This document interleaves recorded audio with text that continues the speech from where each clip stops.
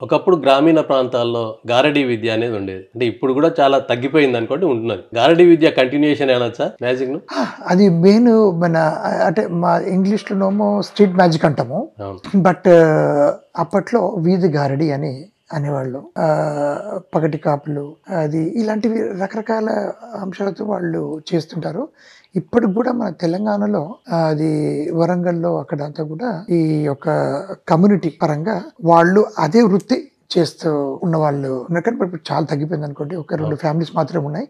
అప్పట్లో ఎక్కువ ఉండేది వాళ్ళు. అది చాలా మంచి ఇది అంటే అందరిని ఆకర్షించుకొని ఆ యొక్క స్ట్రీట్ మీద చేస్తున్న మ్యాజిక్ అది. స్ట్రీట్ మ్యాజిక్‌ని దీన్ని మెల్లిమెల్లిగా స్టేజ్ మీదకి తీసుకొచ్చారు. మన అంటే ఈ వీధి గారడీ చేసుకొని బతుకుతెరువులు చేసుకునే వాళ్ళది ఒక ఎత్తయితే, దీన్ని మెల్లిమెల్లిగా ఈ సర్కార్ గాని, కేలాల్ అని అవును. వీళ్ళు గొగే పాషా ఈ మన ప్రసిద్ధి ఇంద్రజాలికులు మన భారతదేశంలో వాళ్ళు దీన్ని ఒక స్టేజ్ మీద తీసుకొచ్చారు. ఒక ఎంటర్‌టైన్‌మెంట్ కళగా తీసుకొచ్చారు. అదర్‌వైజ్ అది స్ట్రీట్ మ్యాజికే ఉంటది. వాళ్ళు కూడా అట్లాగే స్కూల్‌కి వెళ్ళేటప్పుడు ఇంట్లో డబ్బులిస్తే స్కూల్ ఫీజు కట్టమనంటే, ఈ డబ్బులిచ్చి నేర్చుకొని ఆళ్ళు స్కూల్ మానేసుకొని వాళ్ళు మ్యాజిక్ రంగంలో పైకొచ్చారు ఆళ్ళంతా. చదువు లేకుండా గూడా. 4థ్ క్లాస్ వరకే వాళ్ళు చదువుకున్నారు. దాని తర్వాత అప్పుడు ఏకానందో వన్న ఫీజులు ఉంటుంటే అది తీసుకెళ్ళి వాడికిచ్చి నేర్చుకున్నారు ఆళ్ళు.